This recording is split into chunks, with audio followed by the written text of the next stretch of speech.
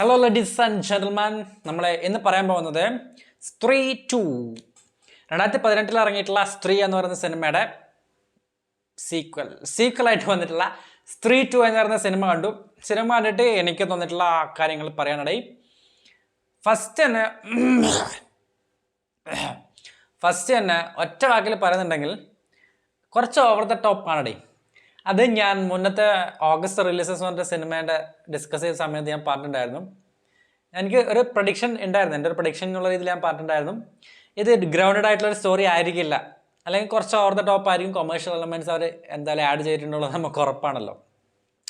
അപ്പോൾ പോയി കണ്ടിടേ പടം. അപ്പോൾ ഫസ്റ്റ് തന്നെ എനിക്ക് തോന്നിയിട്ടുള്ള കാര്യം അത് തന്നെയാണ്, പടം കുറച്ച് ഓവർ ദ ടോപ്പാണ്. ഫസ്റ്റ് പാർട്ട് പോലെ ഗ്രൗണ്ടഡ് അല്ല, കാരണം കൊമേഴ്ഷ്യൽ എലമെൻസിൻ്റെ എല്ലാ കാര്യങ്ങളും അവർ ആഡ് ചെയ്തിട്ടുണ്ട്. VFX തൊട്ട് സെറ്റ് ഡിസൈനിങ് തൊട്ട് സിനിമാറ്റോഗ്രാഫി തൊട്ട് പിന്നെ പാട്ടുകൾ തൊട്ട് അങ്ങനെ എല്ലാത്തിലും കൊമേഴ്ഷ്യൽ എലമെൻറ്റിൻ്റെ ആഡിങ് ഒരുപാടുണ്ടടി.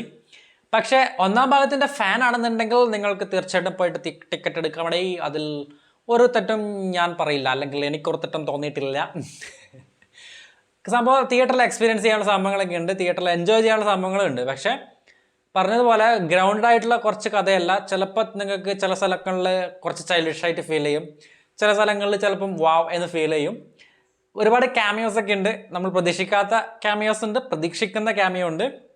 കാരണം ഇത് യൂണിവേഴ്സ് ആണല്ലോ, നമുക്കറിയാം. സ്ത്രീ, ബേഡിയ, റൂഹി, മൂഞ്ചിയ എന്നൊക്കെ പറഞ്ഞിട്ട് എന്താ പേര്, മൂഞ്ചിയ എന്നല്ല എന്താ ലാസ്റ്റ് പടം, മാഡക് ഫിലിംസിൻ്റെ പടം മൂഞ്ചിയായിരുന്നു ലാസ്റ്റ് വന്നത്, അതിൻ്റെ കറക്റ്റ് പ്രൊണൗൺസിയേഷൻ എനിക്കറിയില്ല.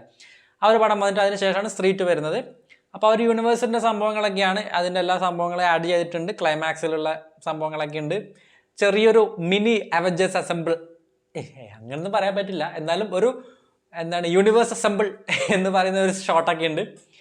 അപ്പോൾ അങ്ങനെ ഒരു മൊത്തത്തിൽ നമുക്ക് നല്ല രീതിയിൽ ഒരു എൻ്റർടൈൻ ആയി. കോമഡി, ഹൊറർ, കോമഡിയുടെ കാര്യം പറയാൻ വേണ്ടിയിട്ട് ഒരു രക്ഷയില്ലാത്ത കോമഡി ടൈമിങ്, നല്ല രീതിയിൽ കോമഡി വർക്കൗട്ട് ആയിട്ടുണ്ട്. എനിക്ക്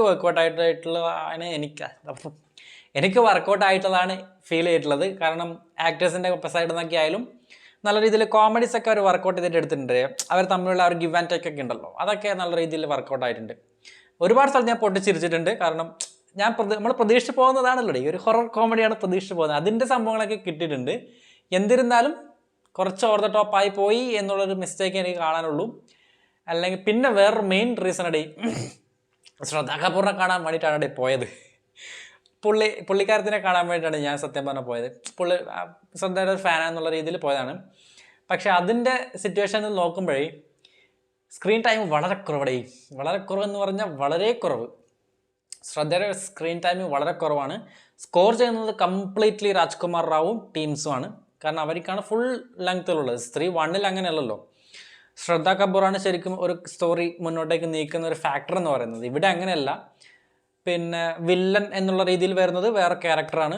അതൊക്കെ ഫുൾ സംഭവങ്ങളൊക്കെ ഉണ്ടായി. ഒരു കണ്ടിരിക്കാൻ നല്ല രസത്തിൽ കണ്ടിരിക്കാൻ പറ്റിയ സംഭവം തന്നെയാണ്. ശ്രദ്ധയ്ക്ക് വളരെ സ്ക്രീൻ ടൈം വളരെ കുറവായിരുന്നു. കാരണം തുടക്കത്തിൽ ഒന്ന് വരുന്നു പോകുന്നു, പിന്നെ ഇൻ്റർവെൽ പഞ്ചിലൊരു സ്ഥലം വരുന്നുണ്ട്, അവിടെ വരുന്നു, പിന്നെ അങ്ങോട്ടേക്ക്, അതായത് അവരുടെ ഒരു 10 സീനൊക്കെ കണ്ടിന്യൂസ് ആയിട്ട് മാറി വരുമ്പോഴാണ് ശ്രദ്ധയുടെ ഒരു സീന് വരുന്നത്.